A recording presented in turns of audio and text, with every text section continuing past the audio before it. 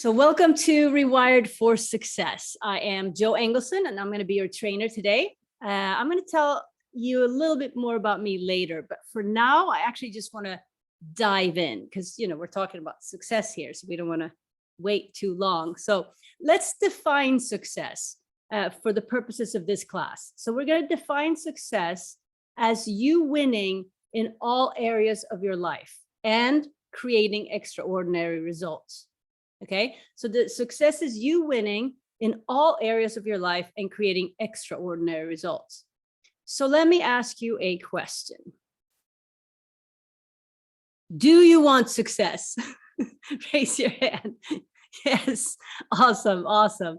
And even better, maybe, would you like to have more success than you have now? Raise your hand. Awesome, awesome, cool. And just to take it one more level, would you like to have more success than you can even imagine? Like more success than you can even imagine. Okay, let's go for it. I love it. I love it.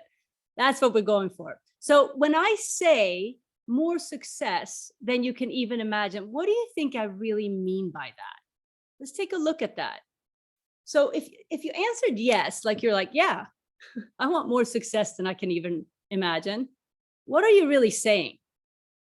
You're essentially saying that you're open to a possibility that exists somewhere in another realm. Because in your realm or in your box, you can't even imagine it. That's how we put it, right? More than you can imagine. So in your box where you operate, you can only imagine so much because you're limited. So simply by raising your hand and being willing to have something that you can't even imagine, you have now entered the realm of possibility. You're now saying, hey, I don't even know what it looks like, but I want it, which means you're now open.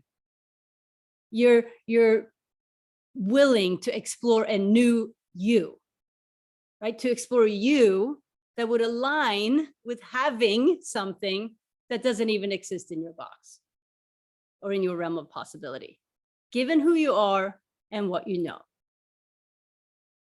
Now, the reason I'm jumping into this right away is because for you to create as much value as possible during this training, you must be willing to set aside what you know. And you must suspend your disbelief in order to even have a choice. And I say choice because it's a choice for you to actually gain insight. It's not like you come here and you go like, okay, do me. Like you really want to make a choice to create value. You want to make a choice to have an insight. And then after today, you can go back to your old beliefs and values and boxes and whatever. But for this call, I ask that you remain open.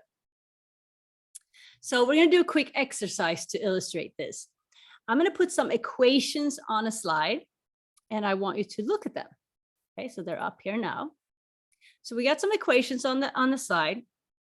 And I want you to know that I'm really good, really good at math. Okay, I finished 6th grade math books in 1st grade. I have a degree in mathematical economics. Like I'm good. And I did these equations here. And as you can see, they're all correct. However, and I graded myself. I'm like, yeah, 8 out of 8, of course, right? But I'm going to let you grade me anyways. So in the chat, please grade me, type in my score. I say, like I said, 8 out of 8, but you might have something different. 1 out of 8, 2 out of 8, 5 out of 8, 7 out of 8, whatever it is for you. So I want you to grade my equations and then type in the chat how many out of 8 I got correct. And of course, it's 8 out of 8 if you were to ask me. So let's see if we got anything coming here. I know it's a lot of equations. You're like, math? No. 2 out of 8.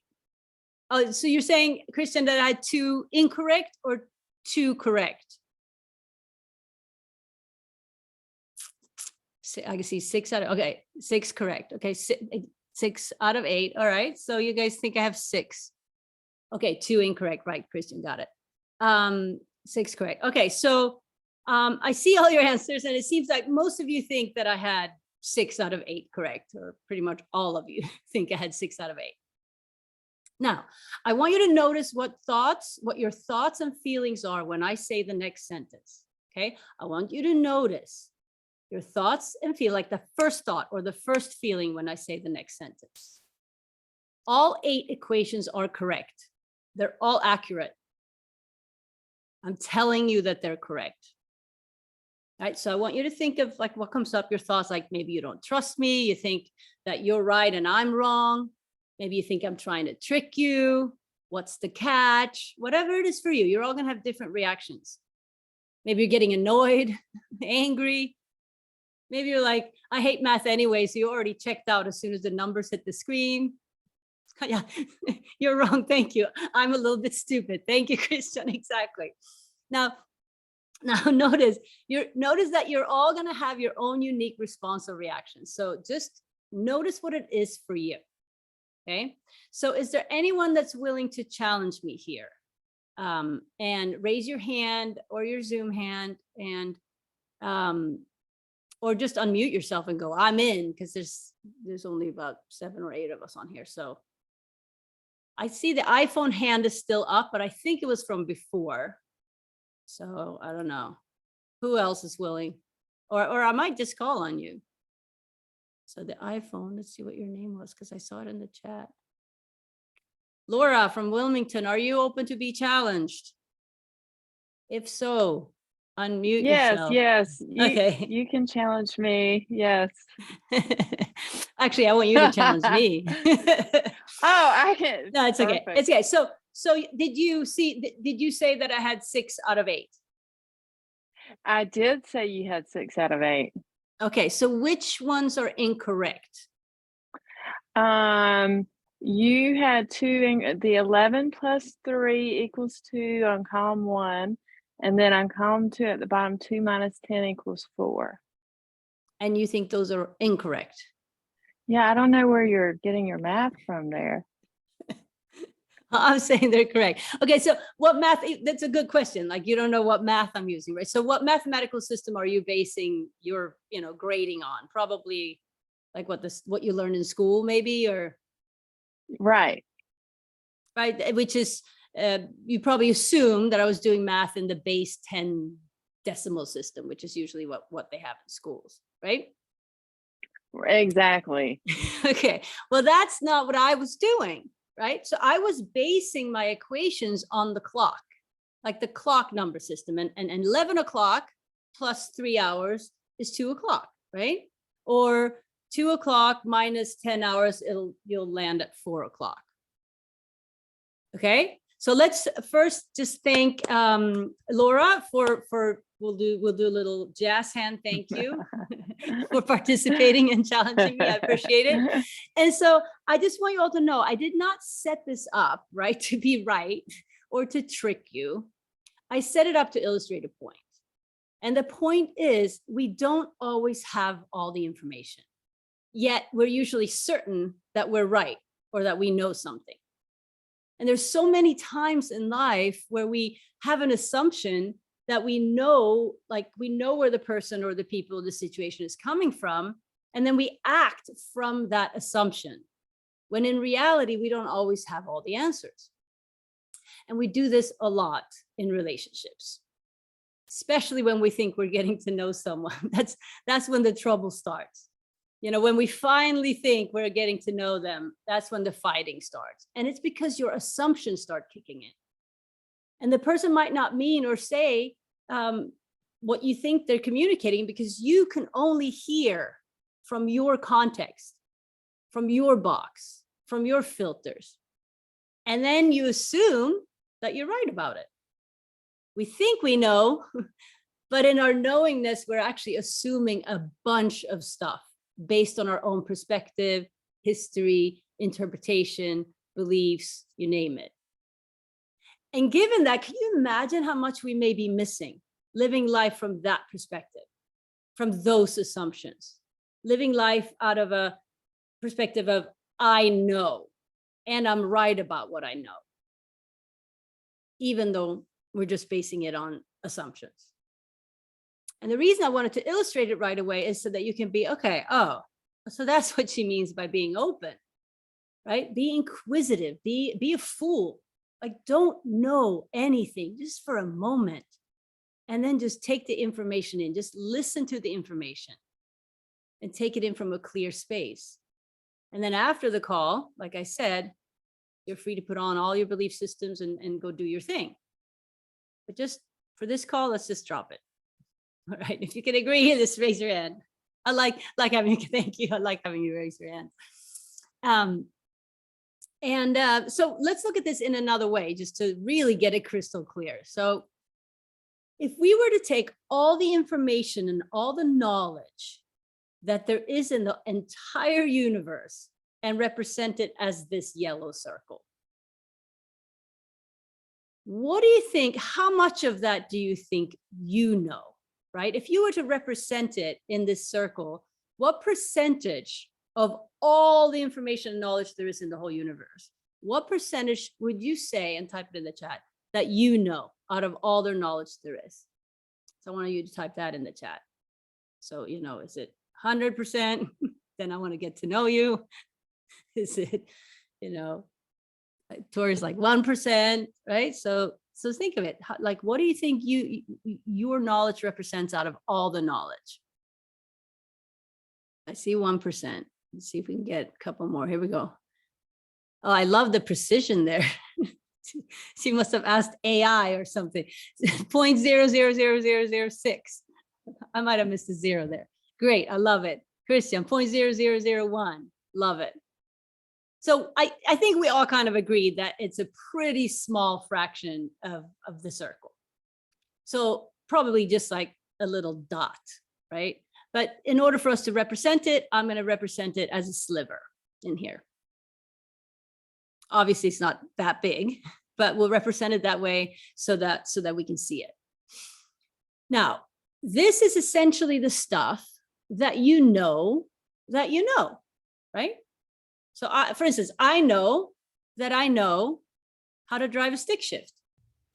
I know that I know how to speak Swedish, and so does Christian.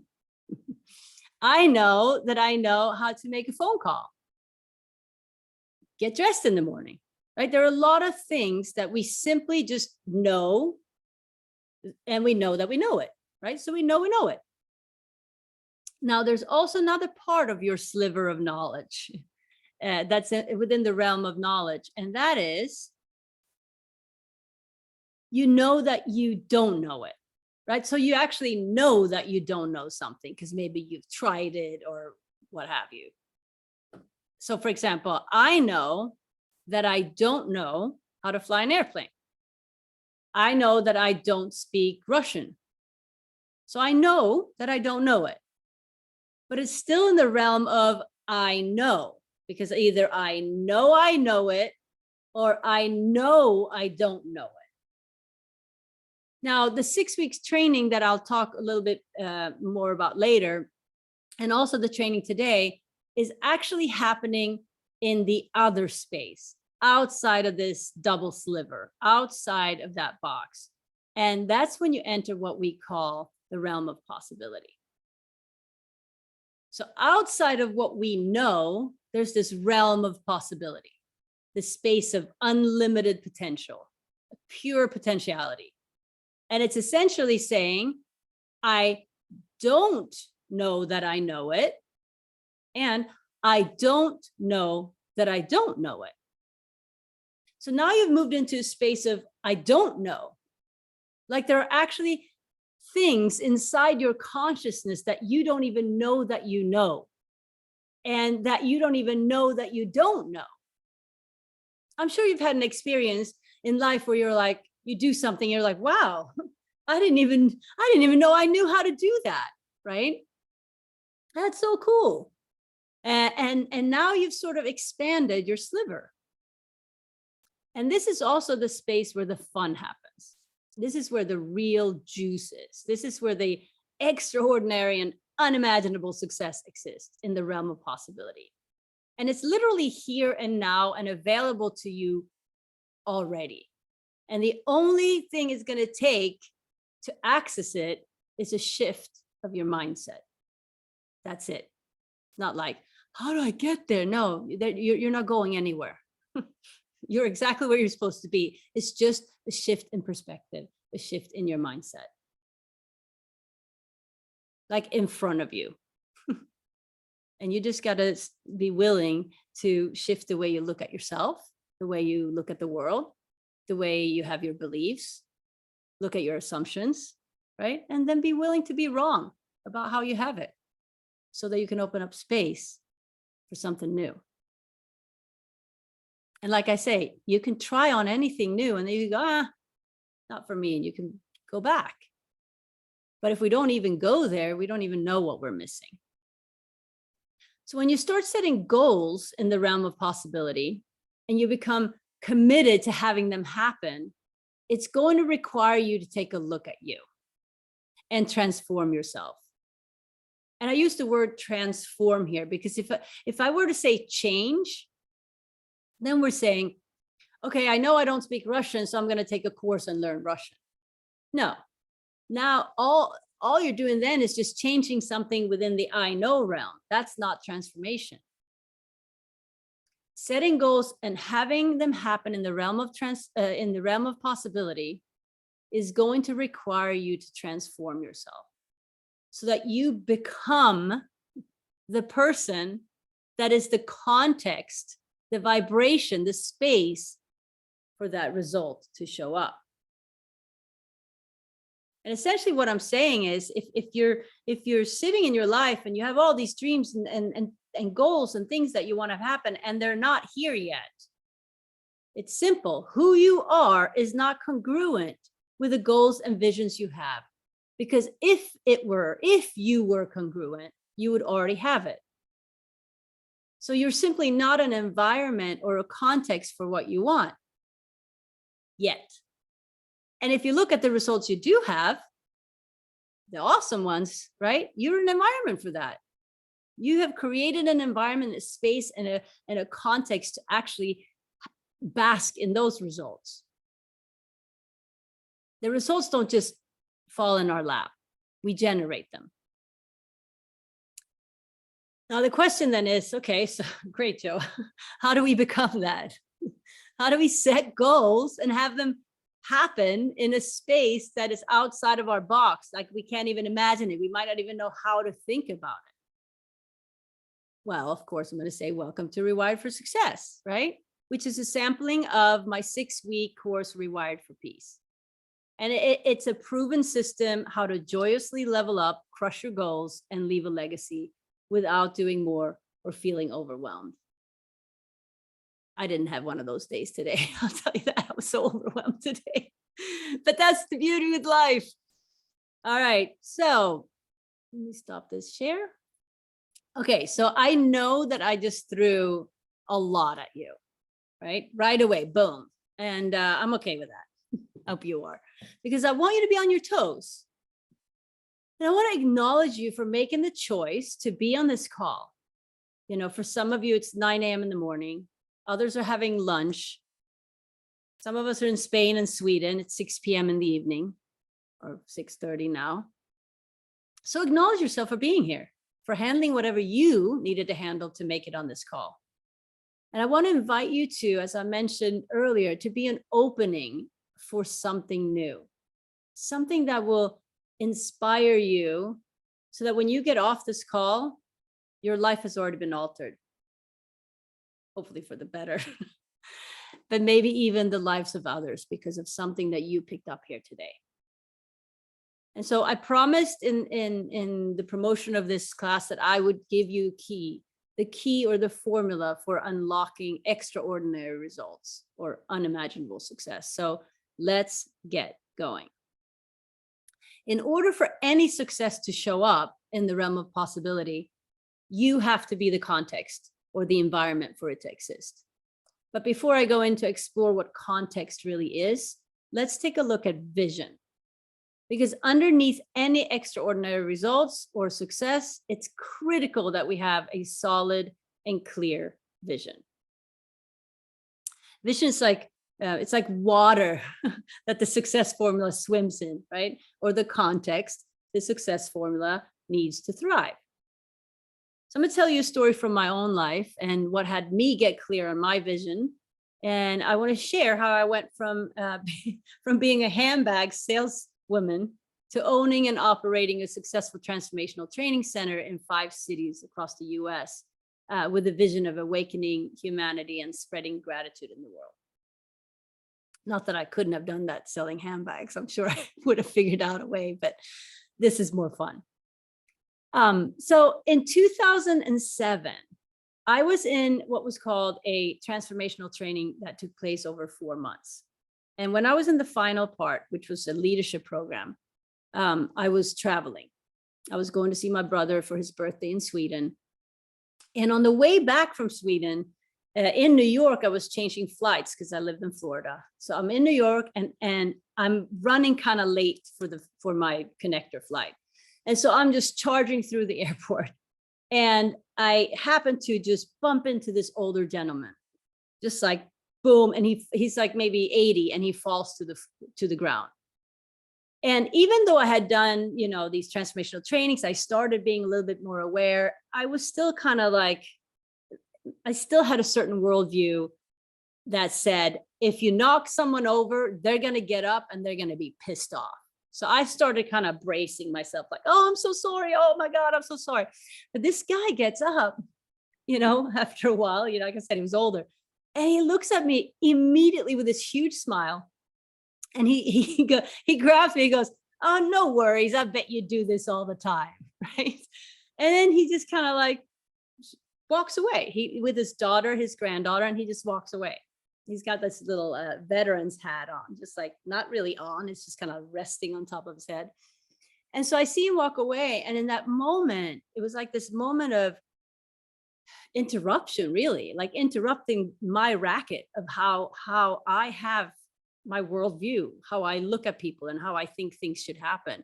And then there was also this wave of gratitude that was like, wow, this is how the world should be. You know, this is what's possible. And so I was so grateful. I wanted to like give him something. And what do? Like, he's already gone. And I'm like, but I start reaching in my pockets. Like, I'm going to be like, hey, you want $1? You know, got a wrapper. So like, of course I didn't have anything. And so I get on the flight and I'm sitting on the flight and I'm like, what if we actually had something in those moments of gratitude and interruption where when someone really makes a difference in your day and just be like, hey, thanks for making a difference in my day, pay it forward, right? And so I was sitting on the plane, I was like, yeah, like a coin or, you know, and I'm like, yeah, like a token. And I'm like, oh my God, a token of appreciation. And in that moment on this flight, I decided I was going to create tokens of appreciation that essentially just said, thank you for making a difference in my day. And I was an ex-computer consultant. So I was like, I'm going to make them trackable so that people can register the moment of gratitude and then pay it forward and then keep the love going across the world. And in that moment, there was something that occurred for me. And since I said I want to talk about vision, you know, there was something that occurred for me because I was sitting on the plane. I looked out the window, and in that moment, I knew what I wanted to do with my life. I knew what my end goal was, and my end goal was to spread awakening, love, and gratitude and connection in the world. And I didn't know the way I was going to get to that, but I certainly had one idea right now with my trackable tokens. And so I was so excited and lit up, and I get off the plane. It turns out this guy, his name was Don Worms. He was on my flight, so he lived in Florida too. Well, it kind of makes sense since I ran him over at the gate. But so he's there, and I run up to him, and I'm all lit up. I'm like, oh my God, I'm going to change the world. Oh my God, thank you so much. Because of you, I'm going to spread gratitude and blah, blah. And he's just like, oh, okay, lady, slow down. And I was able to get his phone number and his address from his daughter that was there with him. And I come from a family of inventors. Like there's like statues of my great grandfather in a city in Stockholm, Sweden.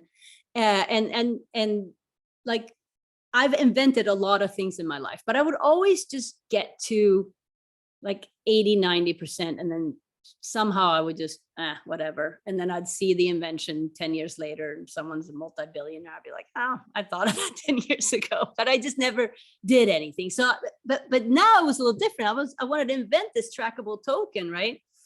And what was different was that I was now in a leadership program and I had just gone through this awareness training. So I was a different context now, right? I was being something different than my normal self. And especially with the leadership team that were like, they're not going to sell out on me no matter what. And they know me. And so a year to the date after bumping into Dawn Worms, I had minted the tokens, created the tracking website, and I launched TOFA, Token of Appreciation, or tofa.us. And I, for some crazy reason, decided that I was going to do something called a giving year.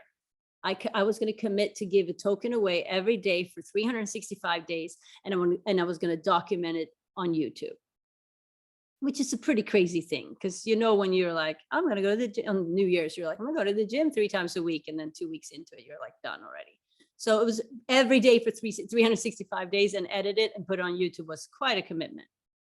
So I'm going to share a little video from my giving year so that you guys get an idea of what was going on. And then I'll come back and sort of finish off that story for you guys. So let me see video. Here we go.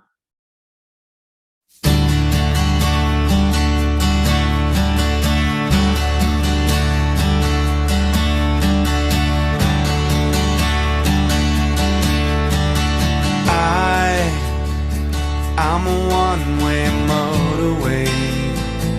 I'm a road that drives away, follows you back home.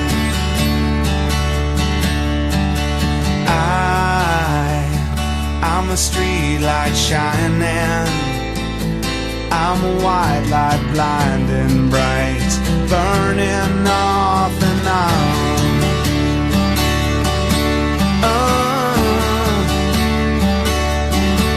It's times like these you learn to live again. It's times like these you give and give again. It's times like these you learn to love again. It's times like these, time again.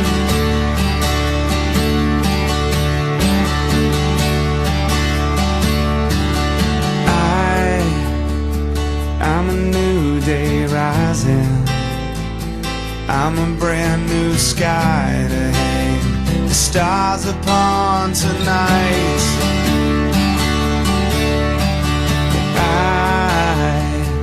I'm a little divided. Do I stay or run away?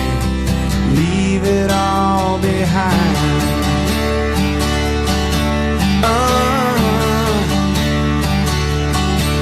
It's times like these you learn to live again. It's times like these you give and give again. It's times like these you learn to love again. It's times like these, time again.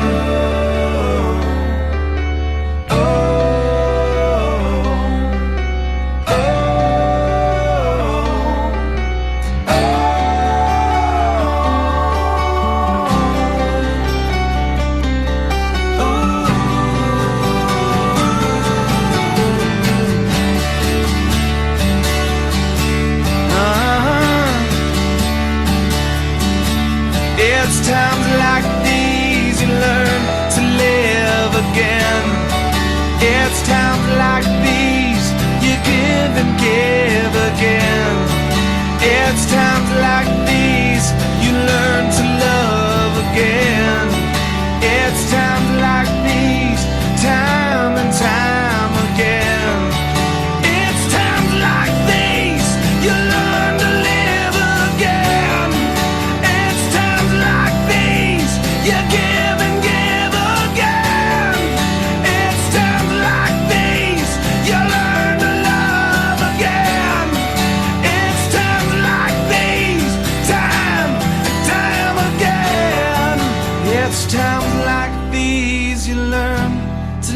live again. It's times like these, give and give again. It's times like these, you learn to love again. It's times like these, time again.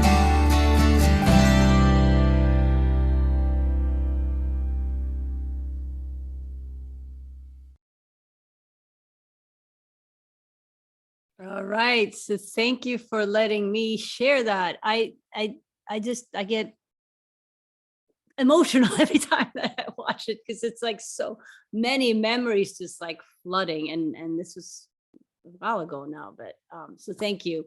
I'm going to come back to the story a little later on.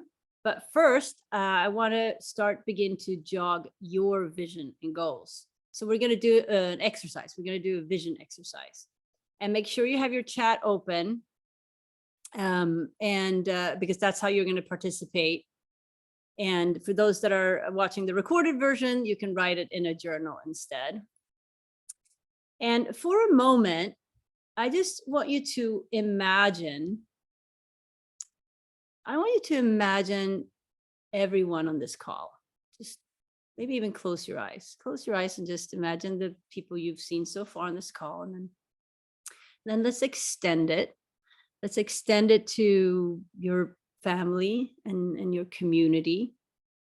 Maybe your city where you're living and the gang you hang with, like extend that and imagine them. And then imagine everyone in the city you live in, and imagine all the cities in the country you're in, right?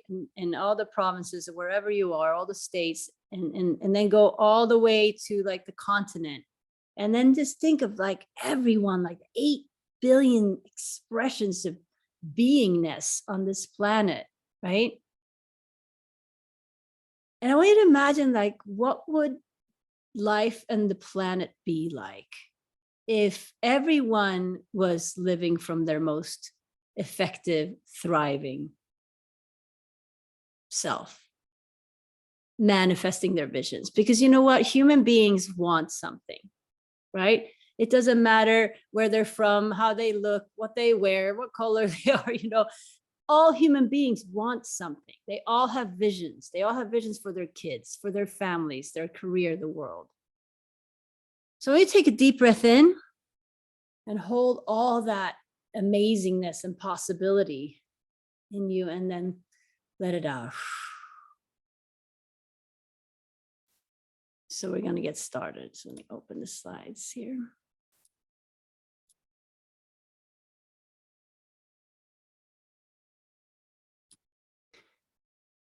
So I'm going to remove myself. There we go.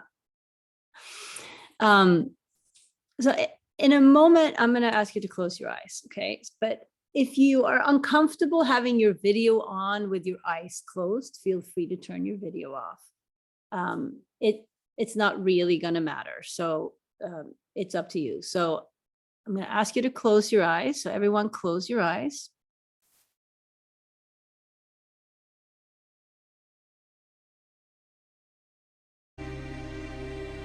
Okay. And I want you to take a few calm, deep breaths and just get present. Just be here now. You've carved out this time and you deserve it. You deserve some you time.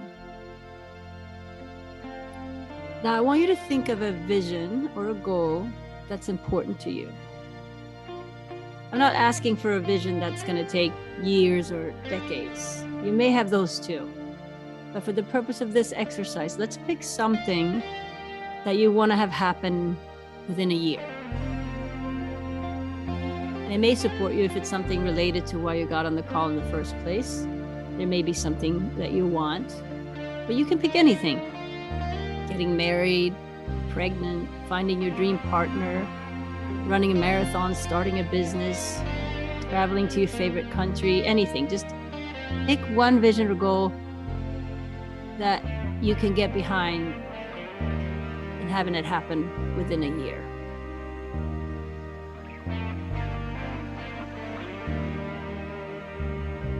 Now, some of you may already know what it is, and some of you may be searching for something to think of. It's all good.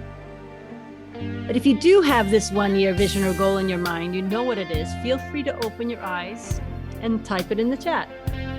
What is it? Share it with us. If you're still thinking about it, that's perfectly fine too. You can keep your eyes closed and stay present. Visualize it, feel it, taste it. What is it that you want? And again, once you know what it is, go ahead and type it in the chat. And sharing is contributing.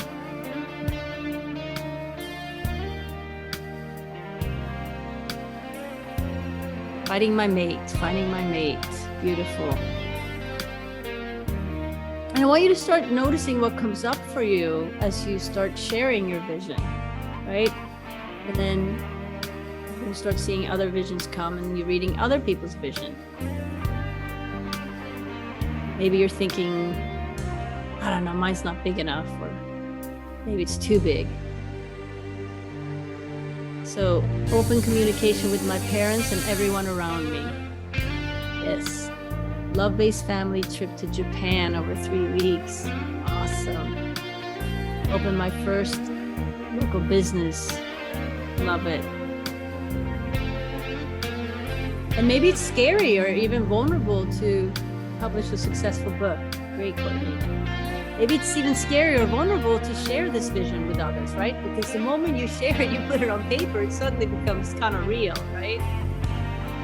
Selling my house and moving with my 102 can Corso Bella to a new space of possibility to open up for more. Beautiful. So just notice what it is for you, right? Like as you're reading the other ones and you think of your vision, notice your inner dialogue, because all that is you doing you. Not good or bad, it's just you doing you. So just notice. An important element of the community or space I'm involved in on a personal or professional level by being of service on a regular basis. Beautiful. And maybe some of you didn't share at all. Or maybe you wrote it down on a piece of paper instead, right? But didn't want to put it in the chat. Or maybe you wrote more than you even wanted to. Elena, bring new life into the world. Get pregnant with my loving and loved partner. So it is. Yes. Okay, great. Now I want you to acknowledge yourself for doing it. However you want to acknowledge yourself, right? I mean, that's funny too. How often do we acknowledge ourselves, right? So you could pat yourself on the shoulder, you could give yourself a high five, you can shower yourself with love internally. So acknowledge yourself for whatever you did and just notice how that feels. Like, it's not often we go, oh my God, damn it, I'm good, right? Like, I just did really well. I just participated in this vision thing and I wrote something in the chat. Great job, good job. I didn't just walk away, right? Like, we don't acknowledge ourselves.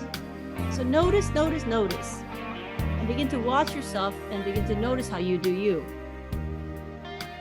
All right, so we're going to move on to another prompt on the screen here. Okay, write down, so we're going to think of 3 to 5 things that you would be experiencing if you had that vision turn out in a year. So I want you to catapult yourself to the end of this year and you've had it happen, right? I want you to write 3 to 5 things. 3 to 5 things. As soon as I hit the ground. Trying to find the volume.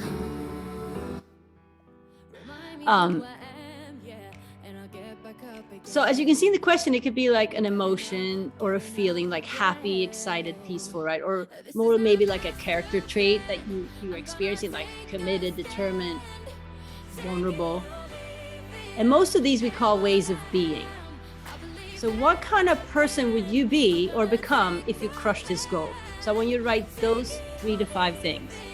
You know, you're there, you had it happen, you're like, yes, I'm happy, I'm joyous, I crushed it, whatever it is. I want you to write those down in the chat.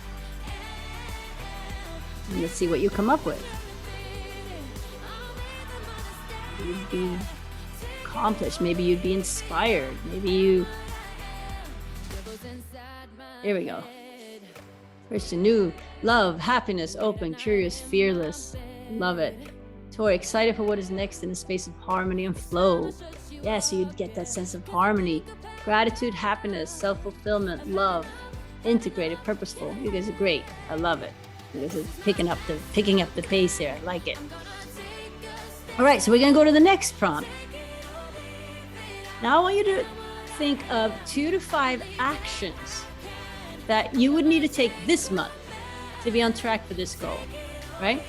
Now, if you think of some actions that may happen in month 3 or 7, whatever that is too, that's fine too. But like, think of something that you can do soon to actually be on track to have this goal actualized by the end of the year, and write them down in the chat. Now, the reason I put like 2 to 5 is because some of you are doers and you're like, you already have your to-do list and you're like, oh, I got tons of these.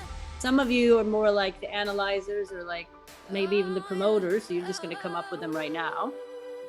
So you might just do 1 or 2.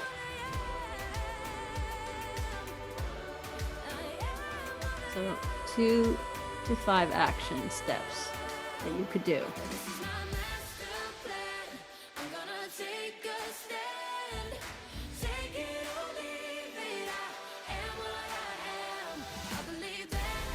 All right, still from before. Being honest, I've turned up some answers, awesome goals, but I was feeling the same than before. Just more proud of myself. Okay, got it. Thank you. Thank you. Put house on market by March 31st. Now that's a concrete do thing. That's a concrete action. I love it. Book the tickets and live with the consequence that I will have to live on low cost until, yes. Go out more and do dating sites. Yes. Accept invitations of collaborations and work on showing up, keeping my word and doing my best all the time, no matter what. Okay, awesome. Beautiful. All right, now we're going to go to question number 4. Okay. I want you to think of your support system, right? Think of the people and or groups that you know would have you reach this goal. Like, it could be your mom, it could be your coach, it could be a Facebook group, network group, community, whomever or whatever, you know that if you told them what you're up to, they're gonna have you win. And I want you to share that in the chat. So it could be like, Linda, my mom, or Stefan, my coach, or whatever, you know, the relationship you have with this person. Or, you know, my woman's group on Facebook, you know. There we go. Daughters, wife, my business partners, myself. Okay, beautiful. And then notice if you can't think of anyone, right? Or maybe you feel guilty you didn't think of your husband, right? You didn't put him on the list. Whatever comes up, just notice your inner conversations and what happens in your mind. Mom, friend Dave, Nick, my real estate, and me. Kirtan Sangha, Eddie, Gustavo, my mom, my family, counselor, therapist. Beautiful. You guys are doing awesome. I love this. Closest family and friends, then bigger circles of people and new people through networking. Yes, I'm here. Okay, so let's do a little sharing on this. Stop the share and put us on gallery. Oh, so, and now if you can turn on your camera, it'd be great, because I would do a little sharing on this. So is anyone willing to share their things? So essentially you're going to share your vision. You know, what is the vision? What are the emotions that you would feel if you had it happen?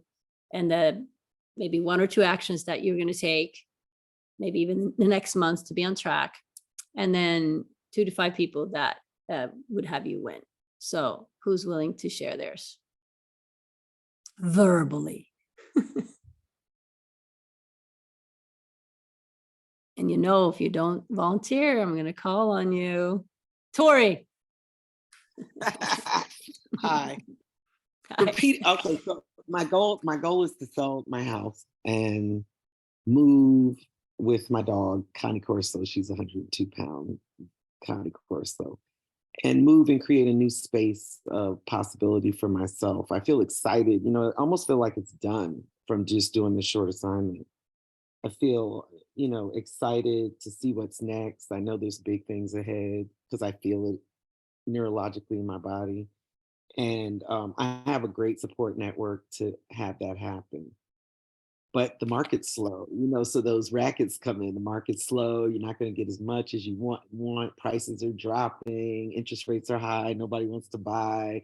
So you kind of get into that stuckness, right? So Yeah. this is like perfect to motivate me. Yeah. And what is what were the experiences? So let's say you're there, you've moved, you're in this new awesome place with your little dog or big dog. And like, what are some of the experiences? What are you experiencing sitting there, maybe on the porch or wherever, however it looks? Just like peace, harmony, presence, flow, purpose, intention, just all of that stuff comes flowing through. All of that stuff. Harmony. Yeah, it just feels right. It just feels perfect. Perfect place.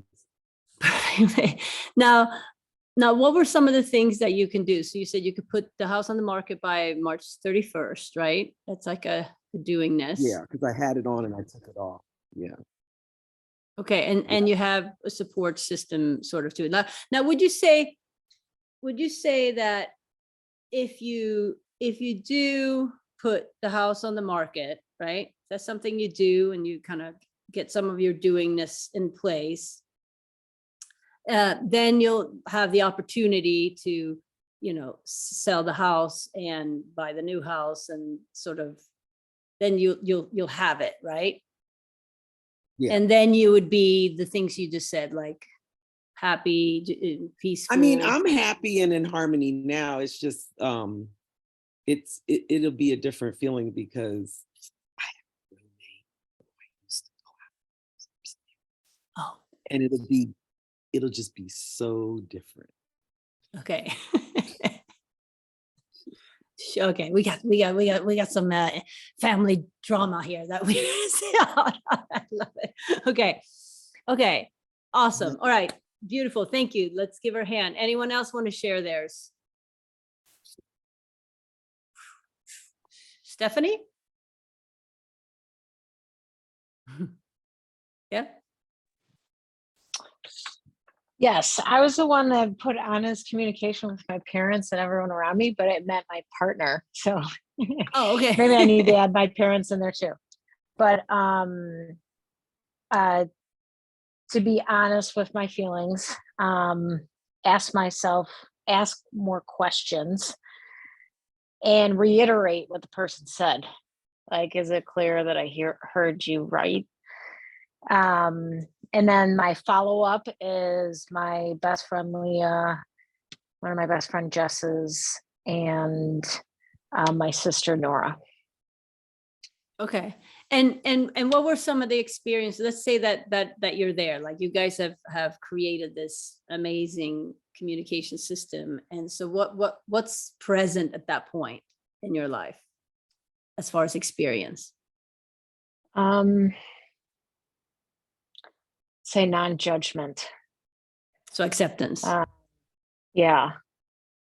And acceptance of me. Like, I don't need to overanalyze everything I say or what other people say. Being present and guilt-free. Like the the lashings I give myself.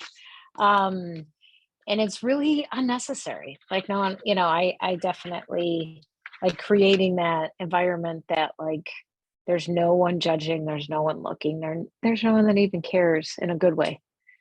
And but it affects my communication. So could we frame it like, if you have better communications with your partner and whoever else was on there, so your kids, or it was parents and maybe like I'm doing a new you keep career, putting your so parents back in. I know. Okay. So if you have better communication, then you guys would be able to maybe even do more together and like actually enjoy each other. And then you'd be, for you, you'd feel like acceptance of yourself and maybe even of others. Would that be a way that we could kind of frame it? Yes. Okay. Jo, I did all your trainings, part 1, part 2, ML, feminine workshop. And it ultimately is owning my yes and owning my no. And it feels so good. It really does. You changed my life. What city did you do them in? Were you in Pompano? West Palm Beach West Palm Beach. Okay. in Cool. 2019. All right. Right before it shut down. And I'm Right so before, grateful. right before the shutdown. Yes, I love it. You made it. Beautiful. Okay. So we're going to go into something from here. Let's give both of them a hand. I like these jazz hands. I used to hate them, but I'm learning to love them now. So I'm going to make you love them too. All right, let me pull up the next slides here. We're going to go over this one. There it is.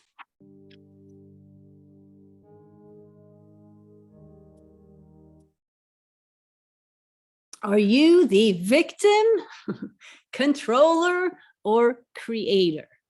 Okay. So there are 3 ways that we can navigate life, and we can use the patterns and beliefs of the victim, the controller, or the creator. And now most of the world tend to operate from the victim or the controller.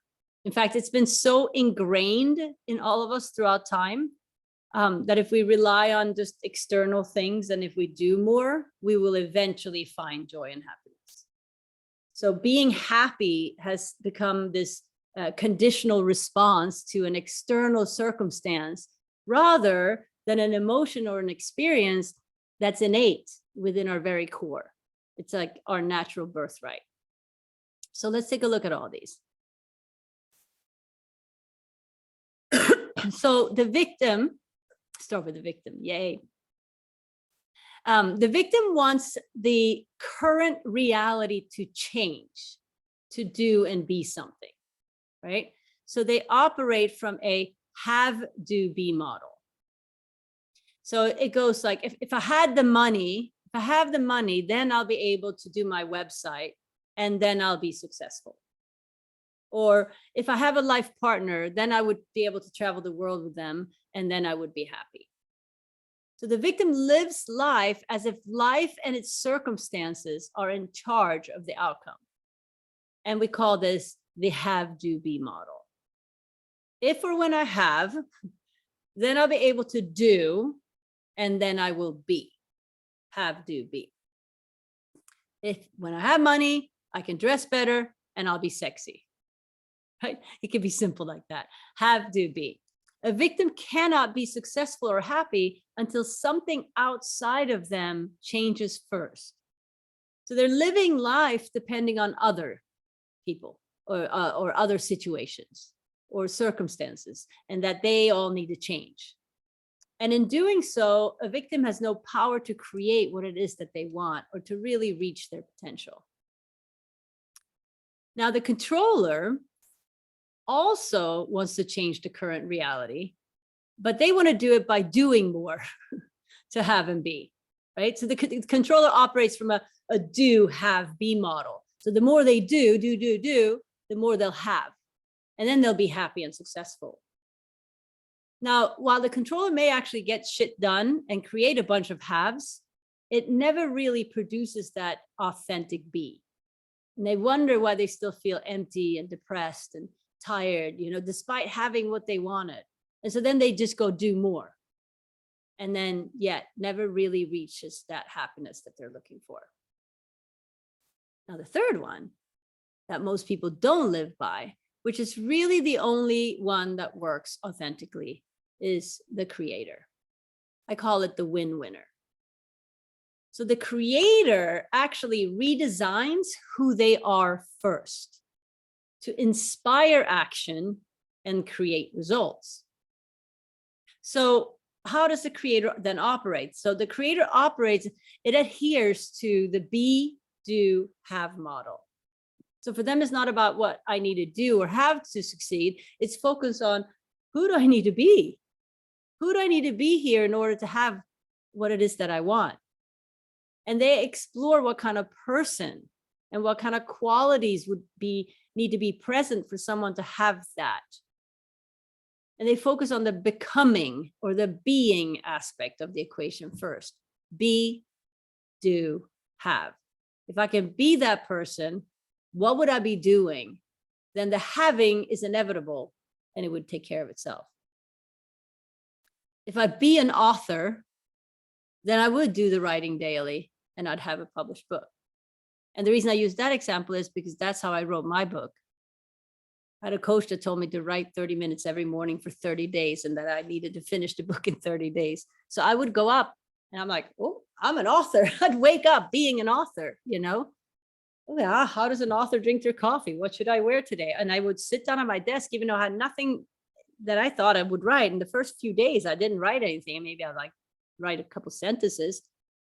But then as I was becoming the author, it started flowing. And I ended up writing the entire book in 30 days. So this stuff works. And once you realize that nothing external and no amount of doingness will make you happy, you'll become an opening to shift your victim or your controller pattern and enter the world of the creator. The victim and the controller resist the current reality, and the creator embraces it through reinvention and redesign. Because the current reality is actually the creator's playground. It's like, well, I'm being it. What do I got here? All right, let's go, right? It's a playground. And the reason I call it the win-winner is because the winner, if I just called it the winner, it could imply that there's a loser.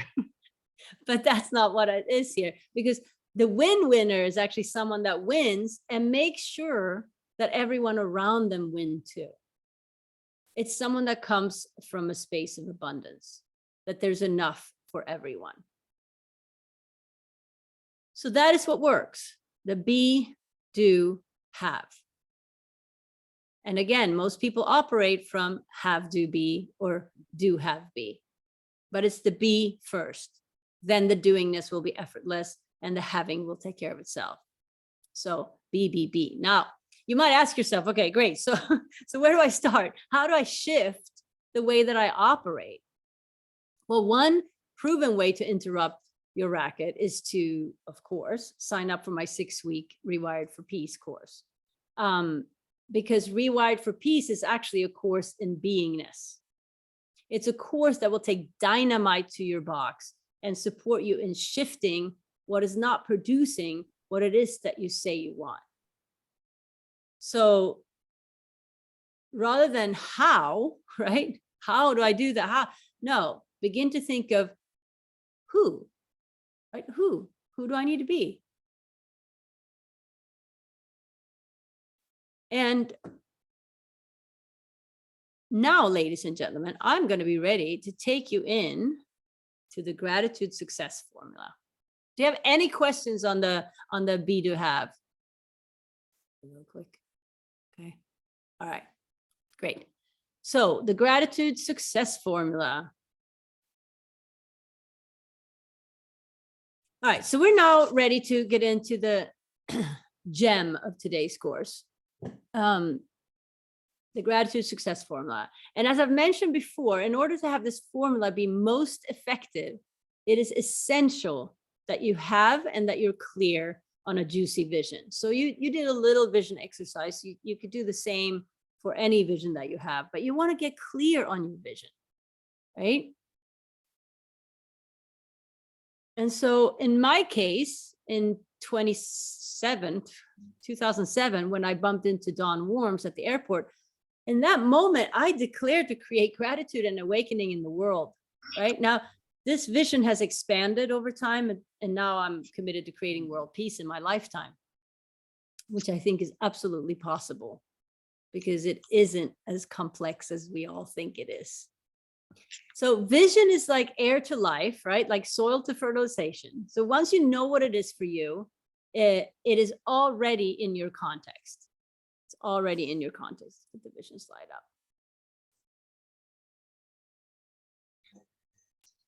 Now, most people have vision and goal outside of themselves, like something far away, right?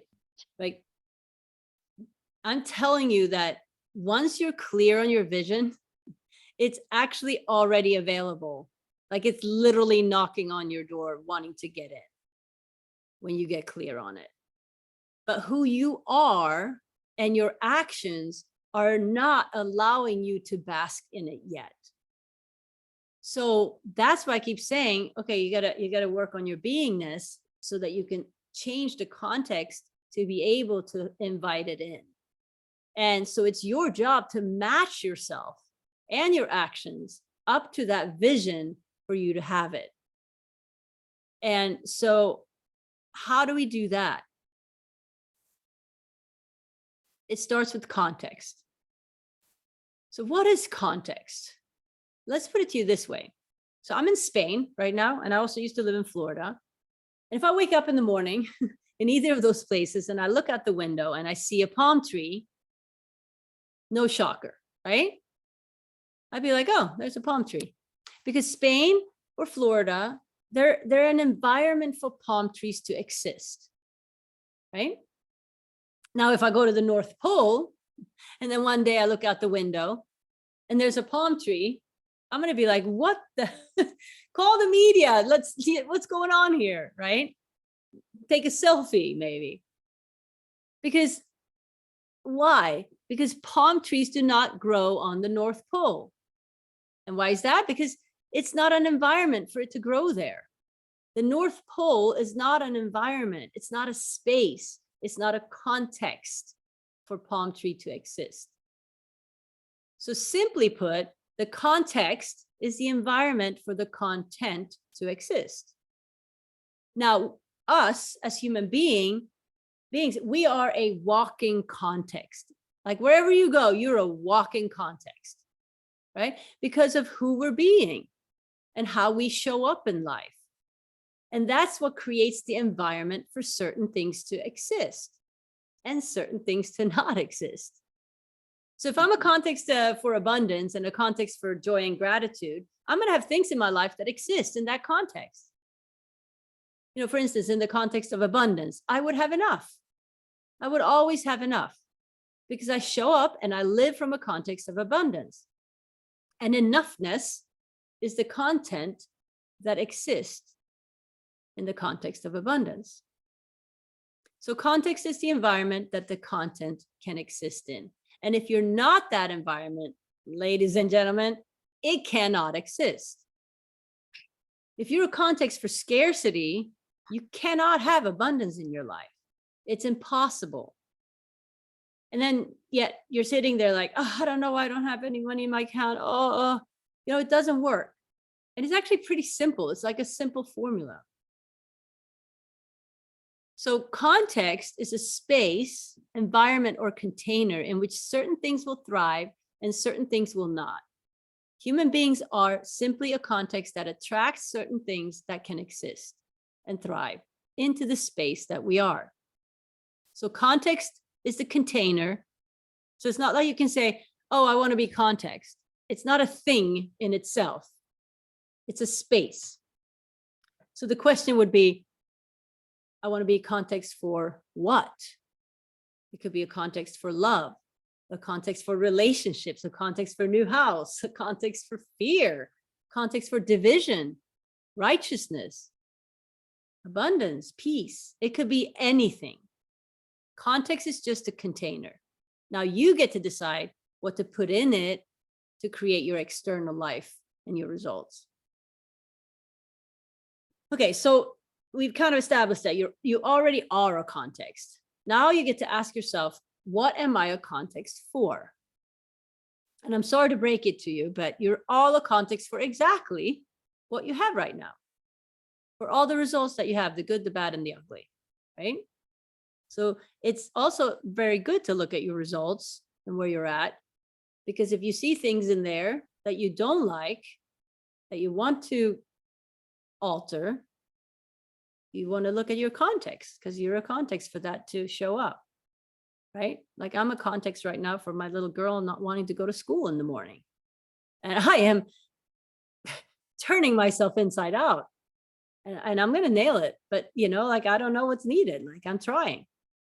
But I know that I'm the context for her not wanting to go to school. It has nothing to do with her. In this very moment, right, you're being an environment for everything that shows up in your life. So let's say you're a business owner, but you've been struggling to make ends meet.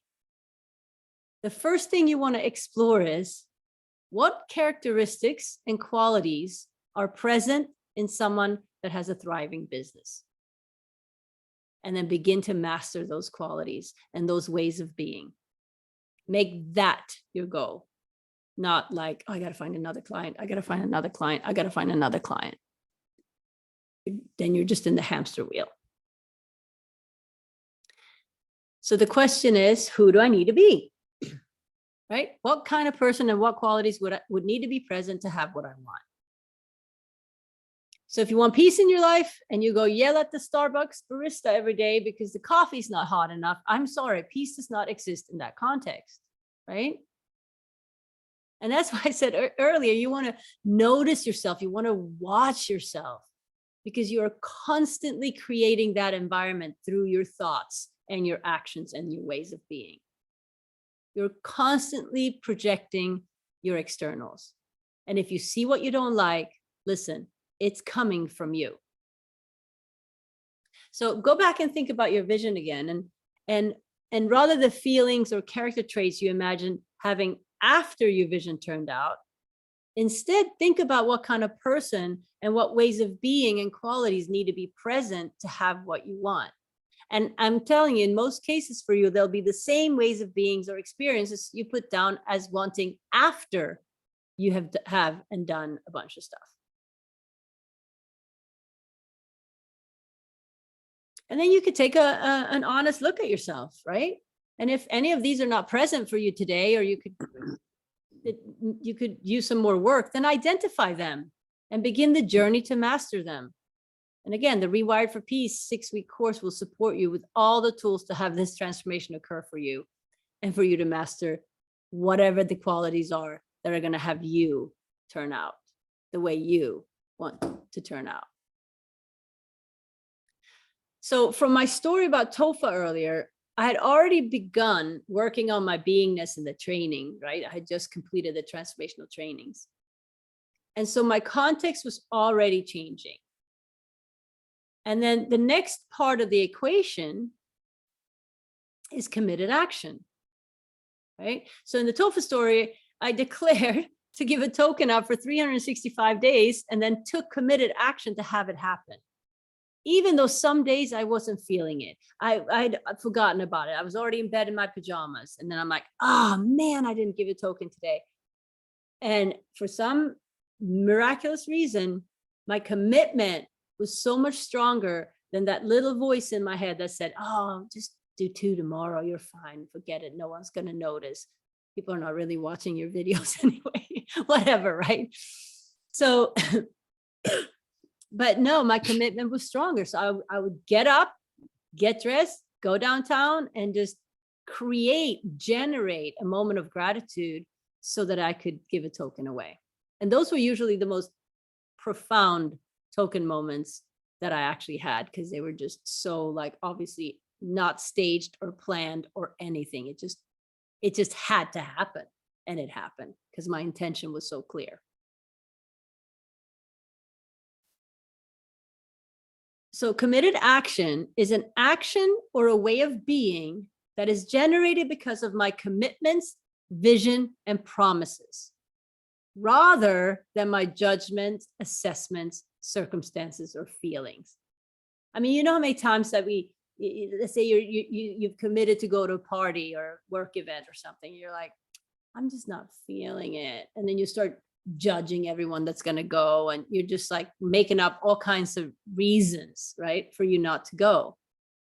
But committed action takes all that out of the equation. And it's because your vision, commitments, and promises. And if those are in there, you go. and you make it the best you can.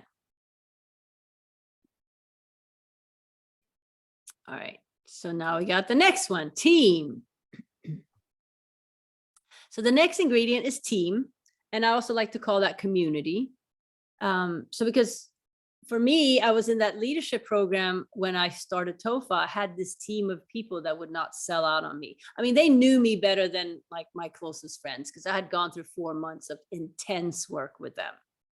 And so they held me accountable. They cheered me on. They championed me, you know, whatever was needed in any situation. I knew exactly who to call if I needed to be championed. I knew exactly who to call if I needed to be listened to. I knew exactly who to call if I wanted to be challenged, right?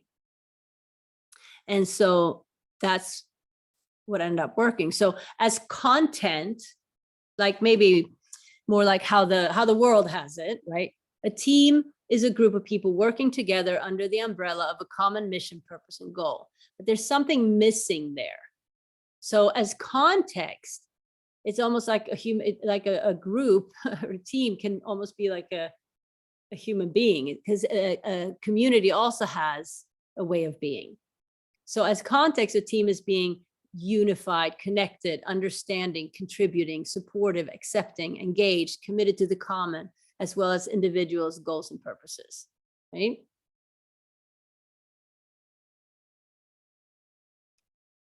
And so then the question is, who do I want on my team? I mentioned a few of these. So, you know, maybe you're the kind of person that really needs someone to just cheer you on, like you need a champion. You're doing great, Tori, you're doing it. You could do it, Tori. Yes, you got it, right? Maybe you need a champion, or maybe you need a challenger, right? Where it's like, no, I don't think you have enough money. I think, no, that's not going to work, blah, blah, blah, blah, blah. And maybe that drives you. So you got to know yourself when you pick your team.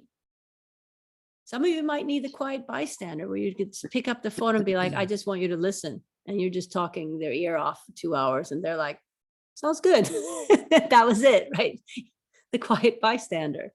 So you want to identify what they are for you. And you could even go back and look at the people that you put, and are they any of these? And is that what works for you? Or are they just simply on your team because you married them or you go to the gym with them? You know, I don't know.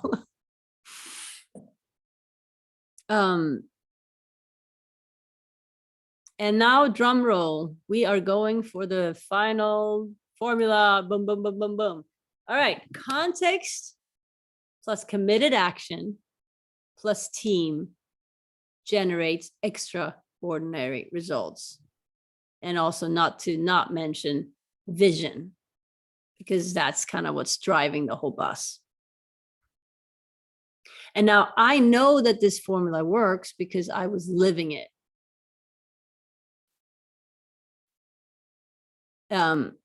So I was living it and it works. So what are my results, right? What are my results?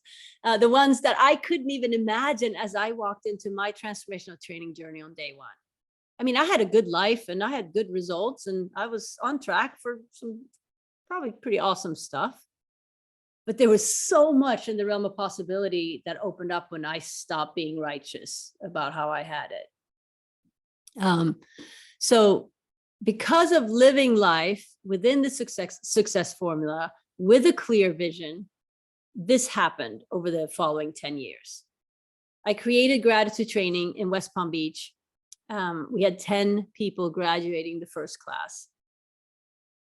And then I experienced massive growth in 10 years.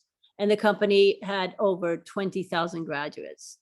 And we had 25 employees. I had 20 trainers, and we were operating in 5 cities. There was like every weekend, there was 6-7 trainings going on somewhere in the United States. I got married and I had 2 beautiful kids. I bought my dream house on the water in Lighthouse Point, Florida. I wrote a book, and I delivered keynotes across the US. And these are just a few. Like there's so many more things that I could not even have imagined would happen. And so I know that this shit works.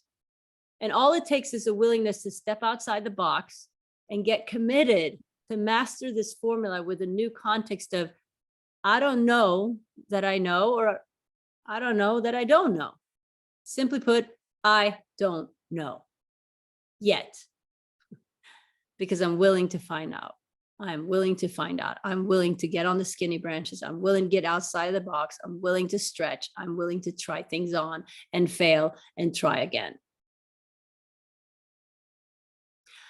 Then the question is, what do we do when the formula creates what we don't want, right? So someone like me living this formula, everything's going great, and then suddenly the world comes crashing down, right? Well, at that point, it's about awareness and being responsible and not becoming a victim to it. So even if in the moment we may feel victimized by, let's say, COVID or political division, war, the question is, can we be in it rather than of it? Can we get aware and shift our way of being to generate what we want again? Absolutely. And this is where it gets hard.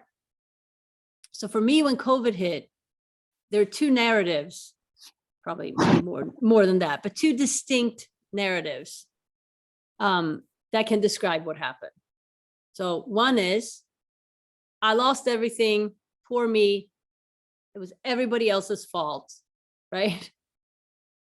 It was the hurricane. It was the COVID. It was my business partner, right? For me, I'm fucked. Or I can choose a story that will empower me and have me be willing to be wrong about how I had it. And it could sound something like this.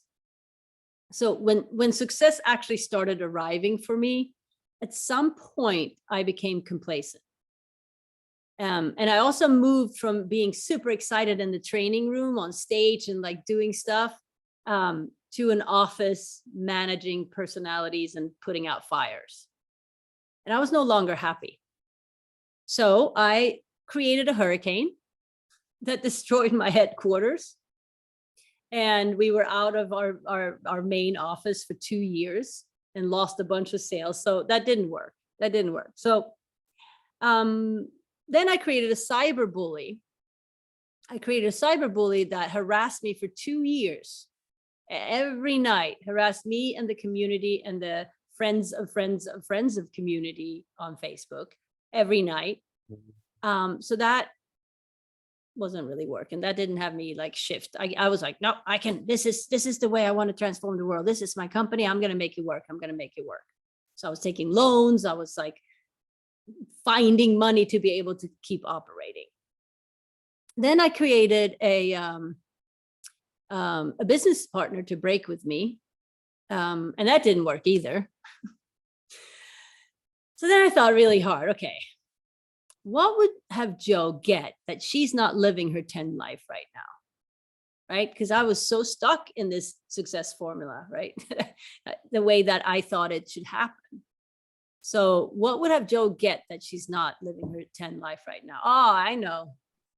A pandemic. Let's force her out. COVID, right? So at the end of the day, COVID actually showed me where I was being right in my business, and it showed me what my new commitments were. My vision's still the same. My way of being is still the same. But the few things in the formula I wasn't willing to be flexible with was my committed action and team, right? There were people that I had on my team that I knew should not be on my team.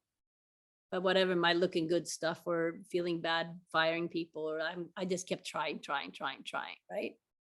And there were things in my committed action that wasn't creating what was needed and what needed to be created. So once I readjusted all that, and it took some time, over 2 years, I now get to live in Spain and be with you awesome people all over the world in this new way. And it's amazing. So thank you.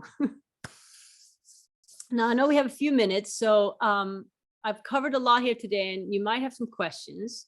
And I know I've given you some insights and some tools to use in your life, but let me answer the biggest question I usually get, so we can just get that one out. So it goes something like this. Okay, I get it. I need to change my context to create the results that I want. And I get now that it starts with my beingness, right? Or who I'm being. So how do I do that? How do I reframe everything that's been ingrained into my current being? You know, the stuff that's not now become my beliefs of who I am. And my answer is simple: do the training. Simply sign up for the 6-week Rewired for Peace after this call. I'm offering it for $475 on the website. It's normally $675, but I'm knocking off an extra $100 for you today. So it's the entire course plus bonuses is only $375. So do the training. I don't know what else to say. There are no magic wands, right? There are no quick fixes, the how-to courses, right? No shortcuts. And I'm not interested in selling you any of that, because I know that I have a course that will catapult you and your results and create an army of powerful change makers, whether it'll be in your life and your circles or even in the world. I mean, I have graduates from before that are doing really big things in the world today, which is really cool. And then I'll address one more thing, and this is for those on this call that have already done the trainings, right? Before the pandemic. And here's why you should do this training. Well, first off, it's a great refresher. We've all had a few challenging years, and the drift is pretty powerful. And second, you may want to join me and become certified to deliver this introduction and then the 6-week course on your own, under your own umbrella, to your own community, your own clients. And it's a prerequisite to attend first as a student, regardless of how many gratitude courses you did prior, because this one is set up different. So for you, do the training. And you should have gotten an email by now that has the link to the special page where you can get it. And I'm going to actually pull it up real quick here to share.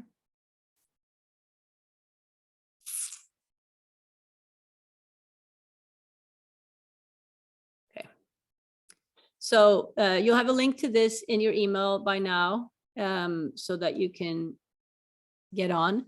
The next one starts March 14th. So it's coming up in about 3 weeks.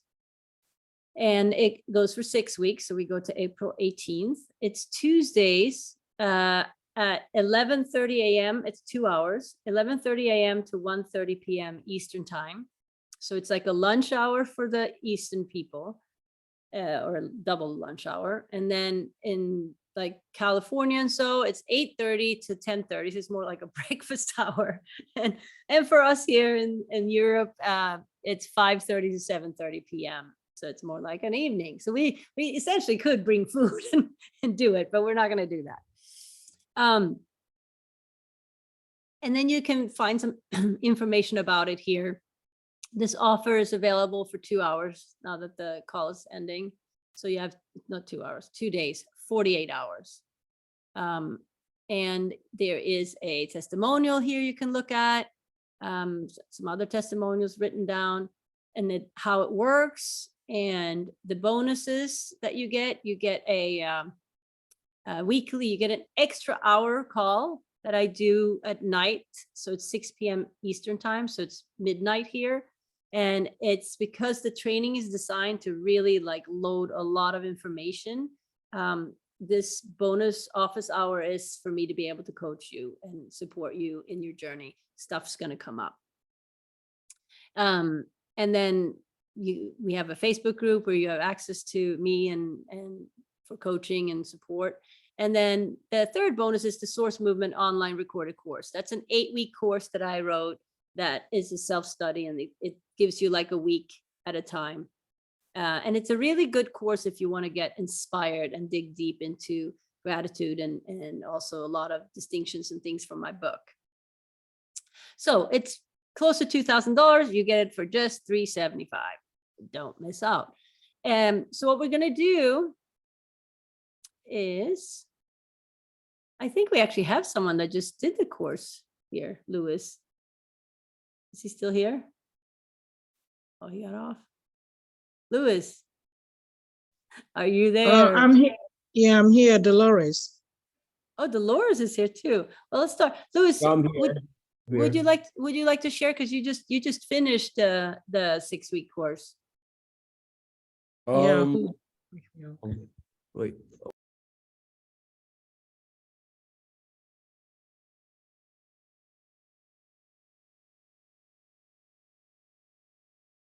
Louis? I thought Dolores was going to talk. I didn't understand. Oh, okay. We can start with Dolores. Dolores, you want to start?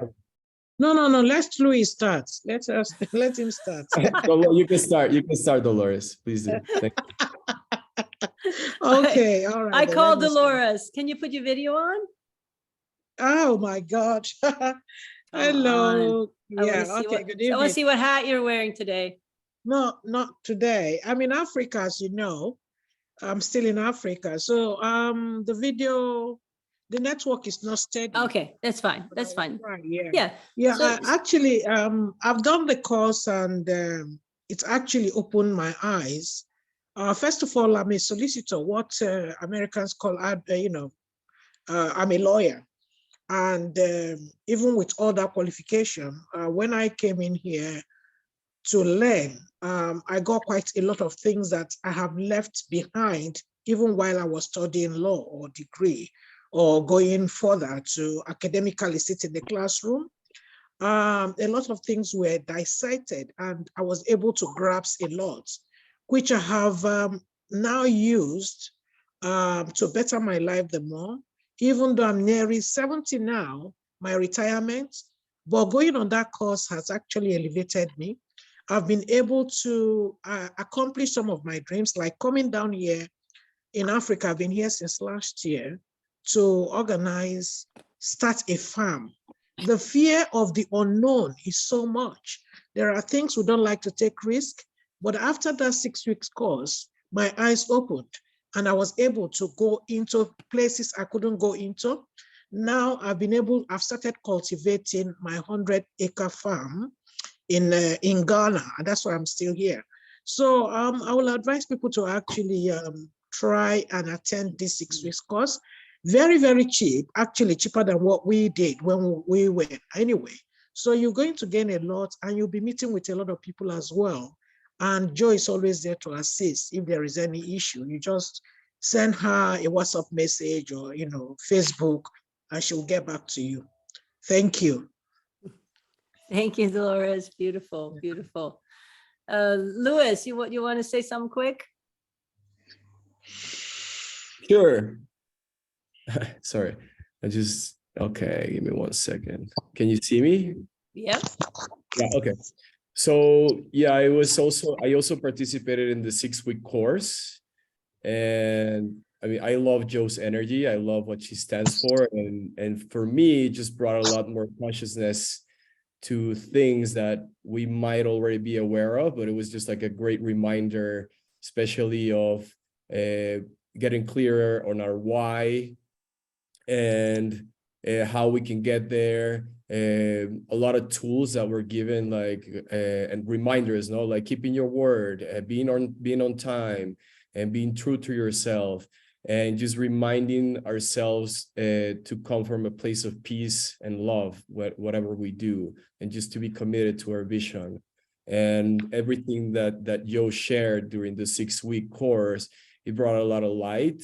And obviously it's a work of repetition, but it just brought a lot of awareness of how to do it, tools on how to do it, why we're doing it, and just being able to share with a beautiful group, and being able to be vulnerable with a beautiful group that we did the course with.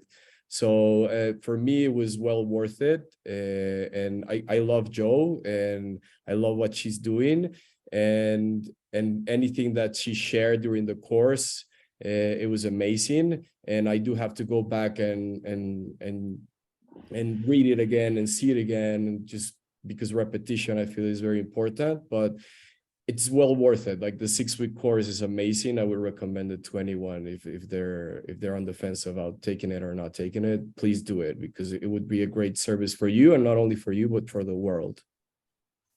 Awesome. Thank you, Louis. Thank you. All right. So what we're going to do now is we're going to wrap it up. And so you guys should have the link to the sales page where the bonuses and that 48-hour run. If you are committed to doing the class, I highly recommend taking action right now on the call or right when you get off the call. Because sometimes our higher self knows what's right. And then we're like, well, I got to think about it. And then it's like, well, I do have all this and I have that. And then you actually miss out on an opportunity because this class will change the trajectory of your life. I can guarantee it. And if it doesn't blow your mind, I will give you all your money back. So all it would be 6 weeks of maybe some learning then for you, right? But I can guarantee you it's going to be a lot more than that. Does any of the other people on the call have any questions?